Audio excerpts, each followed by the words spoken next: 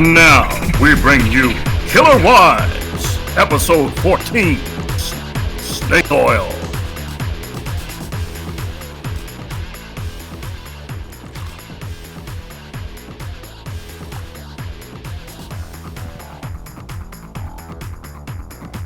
These are the case facts against Margaret Bruton, who shot and killed her own husband. Isn't trust a bitch?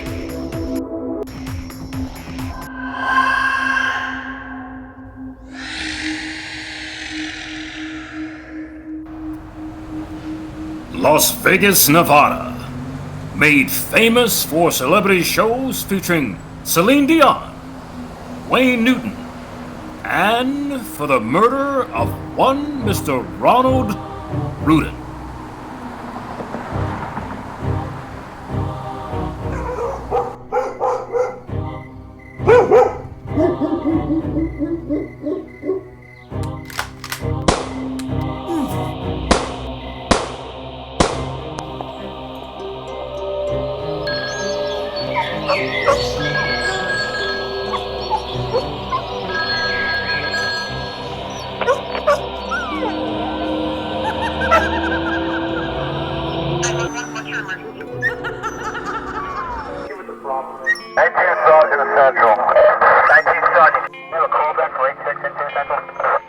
Negative K, nothing further, just City Cabby on the corner.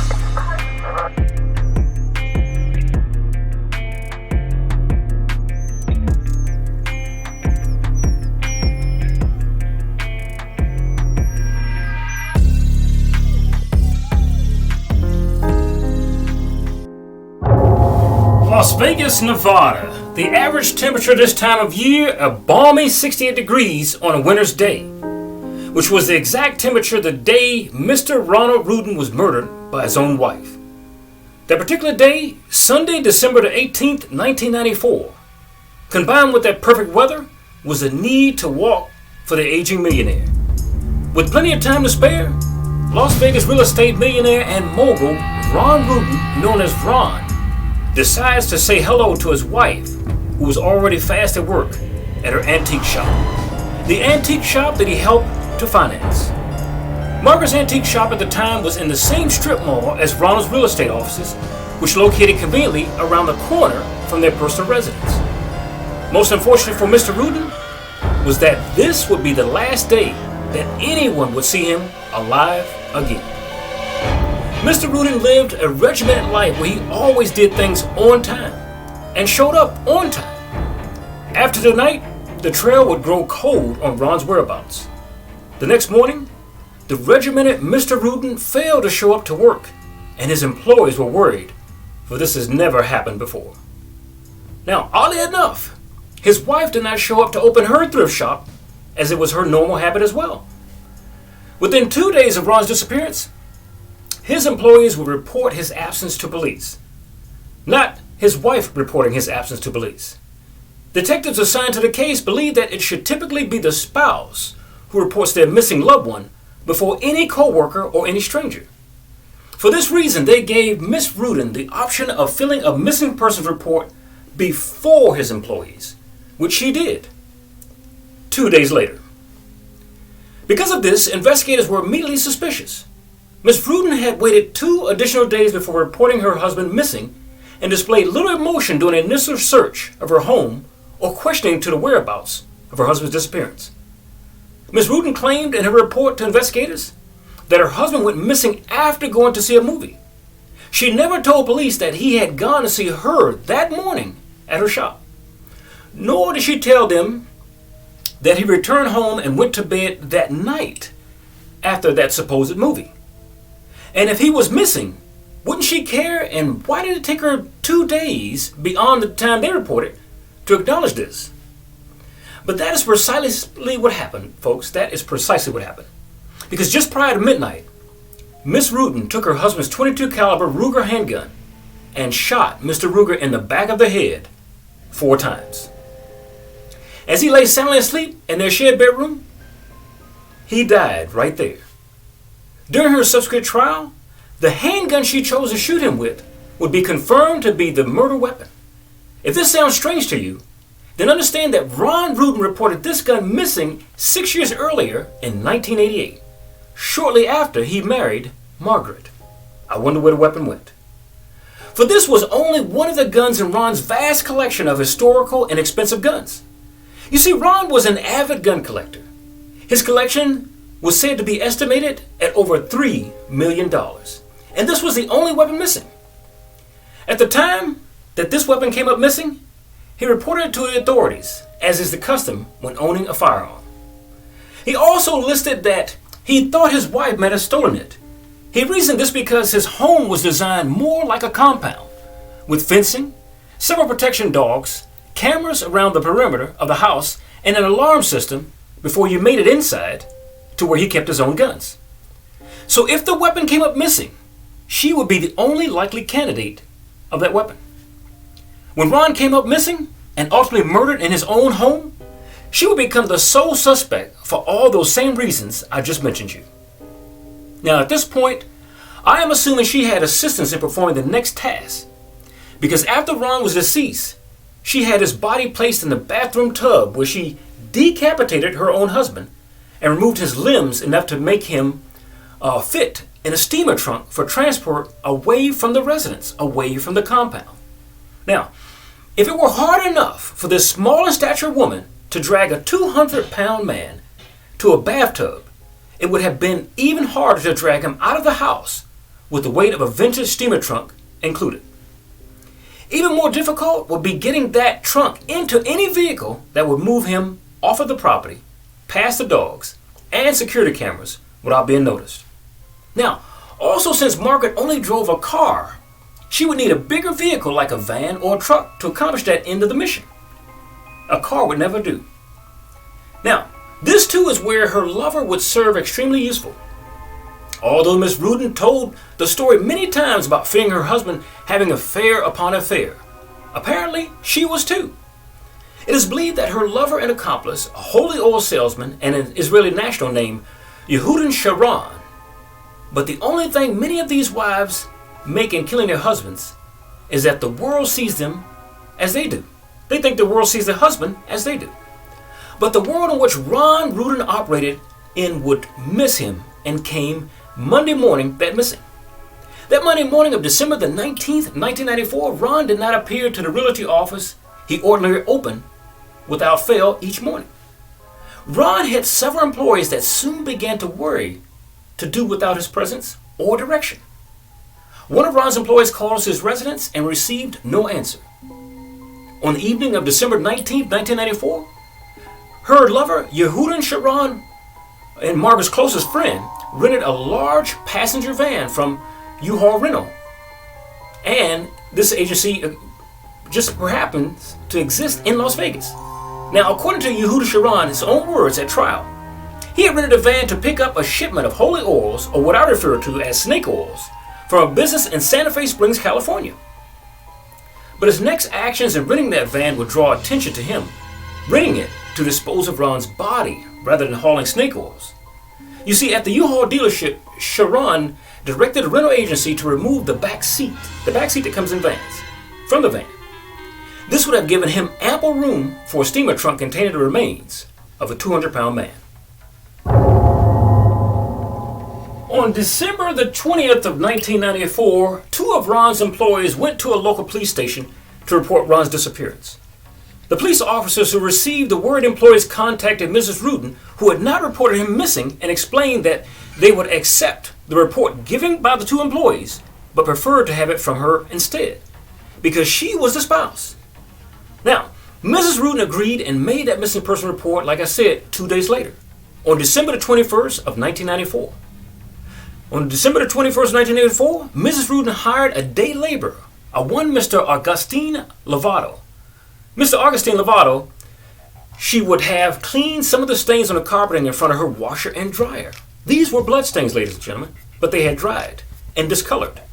Now, according to Mr. Lovato, the stains had already been partially cleaned and appeared to be of a dark brown substance, something akin to old dry blood. This would not be the last day she would acquire the assistance of Mr. Lovato to cover her dirty deeds. She did this as a pattern. You see, 2 days later, her lover and accomplice, Sharon, the snake oil salesman, returned the van he had transported her husband's body in on December 23rd, 1994, with 348 miles logged onto the odometer. Mr. Sharon told investigators that he drove that van to California on December 22nd of 1994, but that he never reached his planned destination because he decided to turn around midway due to a trucker's comment that it was raining in California.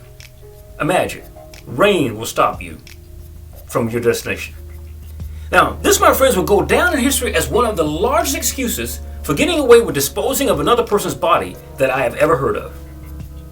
On that December 22nd, 1994 day, police detectives interviewed Miss Rudin at her antique store. Miss Rudin's sister would testify later in court that she took a picture of Margaret inside of her furniture store. In that picture, you could see the trunk that his body would ultimately be recovered in, off to the left side of that photo. Now, Miss Rudin would testify in her murder case that she did not know what happened to that steamer trunk. I have no idea, she said. Now, Rudin's sister, Cantrell, testified that on or about that same day she visited Rudin at Rudin's residence. She noticed that Rudin was reviewing Ron's will and trust documents, which Rudin had retrieved from Ron's realty office the previous Monday, which was December 19th, 1994. One whole day after she killed him, and the morning of Ron's disappearance. It was quite mysterious. Now, on December the 23rd of that year, 1994, Ron's Fleetwood Brougham Cadillac, which he kept immaculately clean inside and out, was covered with dirt all over and around it, and it was parked in an alleyway behind the Crazy Horse 2 Saloon in Las Vegas, Nevada. The car was locked, and the police retrieved 2 sets of keys, ladies and gentlemen, not one, but 2 sets of keys to that vehicle from the car's interior. This was odd to say the least. The police also noted that the dirt had been tracked onto the floorboards of the car. This dirt would play a role later on in the investigation as to where Ron's body was found.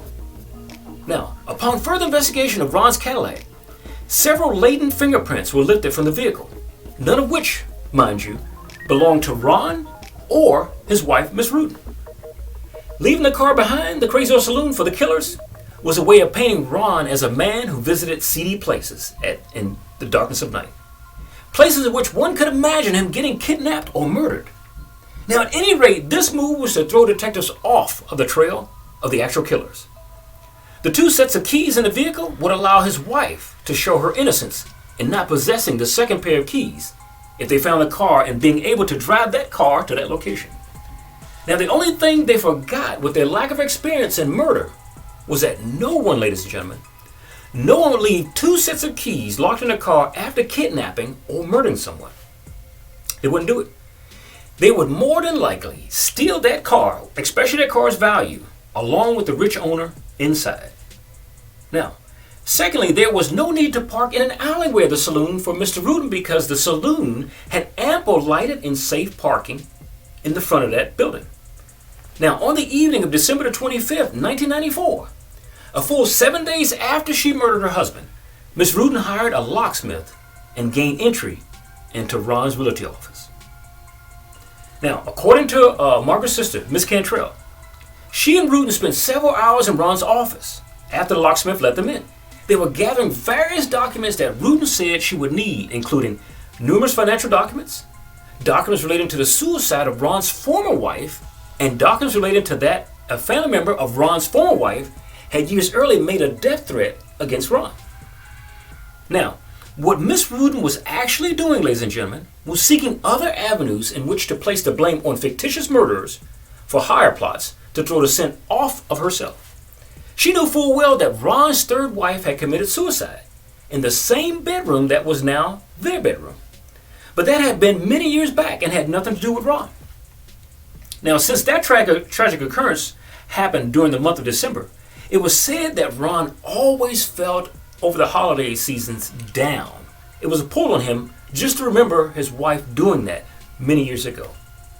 But old dirt is what she needed, as do many wives that we bring you on this program, as they seek to cast doubt on them and shine light onto others. Now, 4 days later, the date December the 29th of 1994. Miss Cantrell was working with her sister Rudin at her antique shop when Detective Frank Janice entered the store and asked to speak with Mrs. Rudin. After speaking with Rudin, Detective Janice approached her sister, Mrs. Cantrell, in another part of the store. Now, according to Cantrell, she was speaking with Detective Janice when Rudin approached him and told the detective, "Ron always wears black pants, and Ron always wears black boots." Why did she say this? Her sister Cantrell testified that Rudin later indicated to Cantrell that Rudin had caught herself talking about Ron in the past tense, and had made a point of going back to speak with the detective in front of her to make sure it was the present tense. Watch out, you get yourself in trouble by the words of your own mouth. Now, Cantrell also claimed that around this time, she helped Rudin gather several documents from the inside of an antique desk in Rudin's antique shop. The documents included a notebook, a notebook, with an entry in Rudin's handwriting itemizing Ron's total assets. Why was she worried about just the finances of a marriage? I thought it was to love, honor, and cherish. Now, additionally, Cantrell stated that she retrieved a certificate from a firearm safety course that Rudin had completed in November of 1993, one whole year before Ron's death, along with a handwritten note stating that it's you or him. Get him first. Now, on January 12, 1995, Rudin hired Lovato, remember the handyman, once again to help her turn the master bedroom into an office. Now, this is clearly a woman who has moved on from her husband and a woman who does not wish to see the backdrop of where she murdered someone. Mr. Lovato dismantled the couple's bed, which had been stripped of its bedding, and removed the mattress and box spring. Mr. Lovato indeed claimed that Miss Rudin had instructed him to remove all of the furniture from the room and cut out the 9 by 12 foot area of carpeting directly underneath the bed. But why not the rest of the carpeting? At this point, Mrs. Rudin was writing home of any written evidence of the killing. She wanted it gone. According to Mr. Lovato, as he cut the carpet, he noticed a dark reddish-brown stain and a strong odor that he likened to the odor of his dogs after they had been chewing on rabbits. More of a rotting flesh scent, if you would. So, after he began work on the carpet, Lovato claims that Rudin told him that she had gotten good news. This news was supposedly came from her attorneys, and therefore he should remove all of the carpet because she was going to re-carpet the entire bedroom. Now, while removing the carpet, Mr. Lovato noticed several reddish-brown splatters on a large glamour shot of Mrs. Rudin. The picture was hanging over the area where the bed had been. Mr. Lovato would go on to testify that when he returned to do some additional work several days later, the master bedroom was newly carpeted and the glamour shot portrait had been moved to the guest room. Now, the reddish-brown splatters at the same time were wiped clean and no longer on the photo. Mr. Lovato also contends that at some point, he heard a gurgling sound coming from the master bathroom. Listen, he heard a gurgling sound coming from the master bedroom. What can this be if the owner is dead? When he went to inspect it, he observed a reddish-brown blob bubbling out of the bathtub drain. This would be consistent with the color of blood after it has traversed through the putrefaction stage to the decomposition stage. Now, Mr. Lovato additionally testified that Miss Rudin returned to the residence with a U-Haul truck into which he loaded the mattress, box spring, and a cardboard wardrobe closet. It seems as if Miss Rudin can't do something herself. She sure knows how to get a man that does. It would also seem that the local U-Haul dealer in this particular gambling mecca was doing booming business that month. Now, later at Rudin's direction, he unloaded these items illegally, as directed in an alleyway, and abandoned them there at her behest. That same day, Miss Rudin asked Mr. Lovato to mail a package addressed to her mother. Mr. Lovato forgot to mail the package and ultimately turned it over to the police. After obtaining a search warrant, police opened the package and discovered several personal items inside, including a postcard from Israel signed Love Yehuda. A photo of Yehuda, Sharon, and a written letter from Rudin to her mother contained a message, "Please hold on to my Yehuda." But now we were about to have a break in the case of the missing husband, Mr. Ronald Rudin. For on the night of January the 21st, 1995, the next year, two fishermen who were out late at night made landfall at a point in a canyon area. The spot of their landing, leading into the canyon, was so dark that they used flashlights to find a path to walk. As they walked no further than a few hundred feet into that canyon, they came upon a skull that had burn marks on it. This skull apparently rolled down a hill from the other portion of its skeleton. This skull and a skeleton, they discovered, was the charred remains of Mr. Ronald Rudin. The killer had chosen a spot to cremate his body, which was at least 70 miles away from Las Vegas, near Nelson's Landing at Lake Mojave. Now, only a skull and 500 grams of bone matter remained of his person. Police investigators were ultimately able to possibly identify the remains of Ron by consulting his dental records. Now, this was pretty easy, because when that skull rolled away from where it should have been burned, his teeth were shiny and intact. Now, near the site of the burnt skeleton remain was a bracelet that was encrusted with diamonds and had the name Ron emblazoned on it. This was his. Investigators identified the cause of death of Mr. Ron as multiple gunshot wounds to the back of the head. Investigators also recovered 3 .22 caliber bullets from inside Ron's skull, as well as 2 bullet fragments. Next, detectives met with Miss Rudin 2 days later on January 23rd of 1995 to notify her that they had positively identified Ron's remains. They know she will be worried, and they know she will want this information. But according to detectives, Mrs. Rudin displayed no visible signs of emotion other than rubbing a knuckle in her eye. Now, this one made one of the detectives conclude that she was not able to cry, so she was trying to fake crying. Meanwhile, back at the scene of the investigation, they found with Ron's remains the burnt remnants of a large steamer trunk. Listen, the burnt remnants of a large steamer trunk. Now, Margaret Rudin's sister, remember, Miss Cantrell, told investigators that she had seen a similar trunk in Rudin's antique shop during the shop's grand opening. Cantrell claimed that she never saw the trunk again after that date. Police also interviewed an antique dealer, a one Mr. Bruce Hannebach, who recalled selling such a trunk to Miss Rudin in 1994. 2 days after the death notification by investigators, they served Miss Rudin with a search warrant. Now, on the evening of January 27, 1985, the police, armed with that warrant, searched Rudin's residence and discovered in the former master bedroom minute splatters of blood-like substance on the walls, on the ceilings, and on outlets. She obviously had missed cleaning up. Now, the police also discovered blood splatters on the box spring that had been recovered from the alleyway, which had not been hauled away. Next time you want to get rid of evidence, make sure you know the hauling schedule of the company. Now, they were led there by the handyman, remember, who thought something was wrong about the entire situation, as well as how fast the woman moved on without even knowing if her husband was dead or alive. In fact, her sister told her that she was going to make that bedroom, ultimately, into a coffee shop.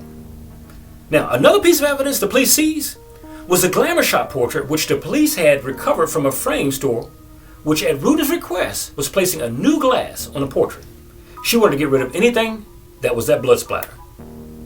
While the police were searching Rudin's residence, Miss Rudin was observed by police surveillance as she drove towards her residence, and then abruptly did a U-turn as she drove away from the area upon her apparent observation of several squad cars awaiting her. The police followed Miss Rudin as she left the area. Rudin stopped at a nearby convenience store where she made several phone calls while appearing very distressed. Remember, very distressed. Does this sound like somebody who's innocent to you? Later, Rudin went to her sister's, Miss Cantrell's residence. Miss Cantrell claims that Rudin told her that the police were looking for a trunk, a gun, and a glamour shot photo. All three. Now, how would a woman who supposedly knows nothing about the case conveniently spell out all of its missing parts? Now, after visiting with Cantrell, Rudin drove to her lover, Yehuda Sharon's residence, where she remained for nearly 2 hours. 2 hours. The police then observed Miss Rudin and Mr. Sharon, leaving the house and followed them to the state line where the two connect. Now, when Rudin and Miss Sharon reached the California border, police officers contacted the Los Angeles Department, which surveils Miss Rudin until the next morning when she boarded a flight to St. Louis, Missouri. Imagine, she has just taken flight from the state. She's in retreat. She's running. So, Miss Rudin would not return to Nevada until law enforcement officers in Massachusetts apprehended her, and she was extradited to Nevada in 1999, some very long 4 years later after her husband's murder. A break in the case on July 21st, 1996. A scuba diver, as part of a class on scuba diving, discovered a .22 caliber Ruger handgun while diving near Pyramid Island at Lake Mead. If you can imagine that Lake Mead itself, Lake Mead is about 532 feet deep. At full pool, Lake Mead extends 65 miles from Hoover Dam to Peters Ferry. Its greatest width is 9.3 miles across. Now, it has as a shoreline 550 miles square shoreline. This, ladies and gentlemen, was a needle in a haystack, if I've ever seen one before. But if you have watched Killer Wives, you would always have heard me say, especially in episode 3, that I believe the souls of the dead cry out to those that will listen. That they will pull you towards where they are buried, the person that killed them, and give you access to the tools of their demise, without you knowing so. Now, the gun that this trainee diver was pulled to the surface was wrapped in a Ziploc bag and several other plastic bags and rubber bands that were secured with enough where the evidence didn't erode. This particular handgun had a suppressor on it, and it also was commonly referred to as a silencer. Now, police subsequently learned that the gun had been registered to Mr. Ron Rudin in the year 1980. So that was his gun. Now, according to records obtained from the Bureau of Alcohol, Tobacco, and Firearms, Ron had reported items missing in October of 1988. In particular, Ron sent a letter to the Bureau stating that he suspected that his wife had packed his gun and her belongings in anticipation of her move due to pending divorce. So they were going to get divorced before. Now, in that year, Rudin and Ron had apparently separated or considered divorce at several points during the marriage. On April 17, 1997, Miss Rudin indicated by a Clark County grand jury for the crimes of unauthorized surreptitious intrusion of privacy by listening device. This charge against her was because she bugged her husband's real estate office. She bugged it with phony outlet plugs that were no more than listening devices that fed information from that office back to her home where she recorded it. She thought that Ron was having an affair, and she wanted to prove it. She did not worry whether she was having an affair or not. Now, the second charge against this loving wife was murder with use of deadly weapon and accessory to murder. A warrant was issued for Miss Rudin's arrest, and that day she became a fugitive after police said that the diver found the murder weapon in 1996 at the bottom of Lake Mead. Now, a tip generated by the television show, and if you watched it before, America's Most Wanted, led to Rudin's arrest in 1999 in Revere, Massachusetts. Now, she lived in Revere where she, for a year, with a retired firefighter she met among a group of American retirees in Mexico. So she was still jumping from man to man to man. Law enforcement officers in Massachusetts eventually apprehended Miss Rudin in November of 1999. After officers asked Miss Rudin upon her capture as to whether she knew why she was being arrested, she responded, "Yes, this is about Las Vegas, isn't it?" At that time of her capture, it had been more than 6 years since the bullet-ridden, charred, decapitated remains of her husband, Ron Rudin, were discovered on a remote shore of the Colorado River in Nevada. She really cared, I imagine. Now, prosecutors believe at first that his wife Margaret, jealous of his infidelities and eager to take over his $10 million estate, shot him in their bedroom while he was asleep, and she packed the body into the trunk, dumped it near Lake Mead where she had it burnt. Police believe she likely had an accomplice in that grisly crime because that canyon was too tough to get there for one person, especially a woman. But no other charges have been ever laid. This was probably due to the fact that the prosecutors cut an immunity deal with her lover in which he gave them very little help on the case. At trial, Mrs. Rudin faced life in prison without parole if convicted. Her husband, a 64-year-old real estate developer, disappeared in December of 1994 after going out to see a movie. His 56-year-old wife told police. Now, in the year 2000, Margaret Rudin's trial finally began. The trial, which featured over 100 witnesses, wrapped up in a month of May. During the trial, prosecutors brought up the fact that Margaret had hired a man named Augustine Lovato to remodel the bedroom before Ron's body had ever been found. Does this look like a wife is waiting for her husband to come back home? Prosecutors said Margaret was trying to clean up the murder scene by removing furniture and carpeting. Margaret had many defenders, including her daughter Christina Mason.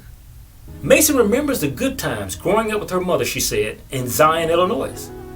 She's just a wonderful person, and I'm proud to say she's my mother, says Mason, who believes that her mother was innocent. Now, Margaret's mother, Eloise Frost, 80 years old, also says her daughter is innocent. She says, I want to live long enough to see Margaret pronounced innocent because she is innocent. But prosecutors brought a series of powerful witnesses, including Margaret's own sister, Donna Cantrell, who says she knows firsthand how anxious Margaret was to be free of her husband. She said, I said I thought you were going to divorce him. And she said in return, he's not very good health. He is not a very good health. He can't even walk without being out of breath. And I think I'll just wait. Now, the two sisters reportedly did not get along. We have a long-running history of not speaking, says Margaret Rudin. Cantrell says that Margaret told her what to say to the police if they called, to tell them that she and Ron were getting along better than ever before. I don't think so.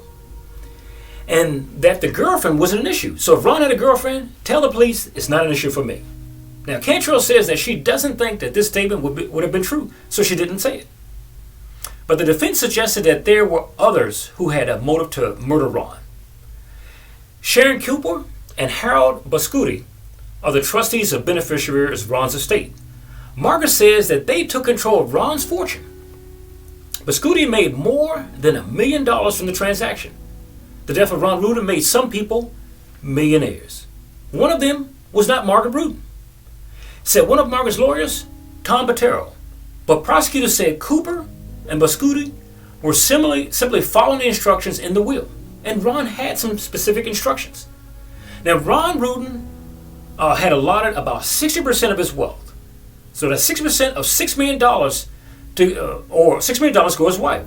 But the will also had a clause in it that if his death should be investigated, if it was done in a manner violent or suspicious fashion, as well as the beneficiary should not receive any inheritance if they had anything to do with it.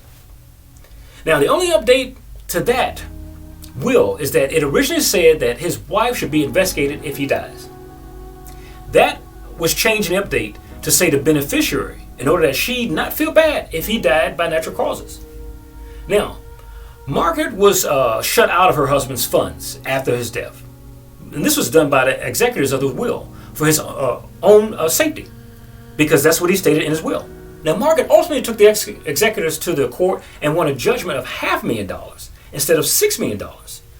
It is amazing that she won anything because she actually killed someone to get $6 million. But a payout of $500,000 is still a good payday for a hitman, or in this case, a hit woman. Now, after a 9-week trial and 5 days of deliberation, the jury came back with the guilty verdict. But after the trial, one juror said she had been coerced by the others into voting for a guilty verdict. She said that she didn't think Margaret Rudin was guilty. As a matter of fact, in court, when they read the verdict, she cried. The other jurors disagreed with her version of the events. On August 30th, a judge sentenced Margaret Rudin to at least 20 years in prison. Now, he said, you're going to be locked away in cold confinement of your prison cell, never to be heard of again. Judge Joseph Bonaventure told Rudin at the sentencing. But that was over 20 years ago.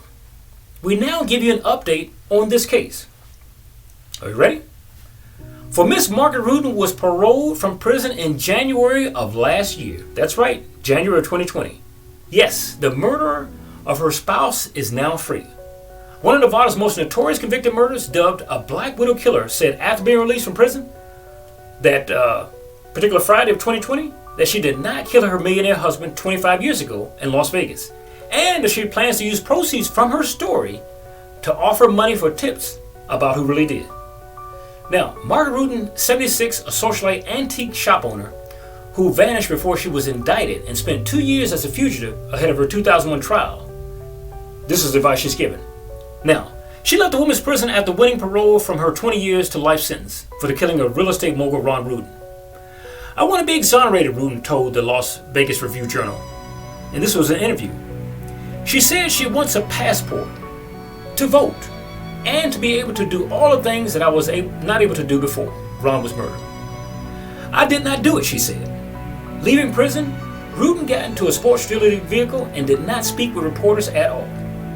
Now, Mullinox, who was a lawyer at the time, read a statement calling it a happy day for Margaret and her family. Now, tempered by the fact that Margaret Rudin is innocent and she did not murder her husband, he represents Rudin in federal court cases seeking an order for a new trial to clear Rudin's name of the conviction that will otherwise keep her on parole for the rest of her life, and what short life that may remain. Now, Rudin, who became a great-grandmother while in prison, said she plans to move to Chicago area to live with her daughter, granddaughter, and grandchildren. She said she wants to move after that to Nashville, Tennessee. She says, I'm gonna write books. About her trial, she's gonna write books and what she endured each year she spent in prison. She said she blamed Las Vegas police for her arrest, prosecution, and conviction, and said her Christian faith helped her overcome the doubt and anger in prison. But it did not help her overcome killing her own husband. For Killer Wives, this is Charles Rivers. I ask you that you join us next week for this same show.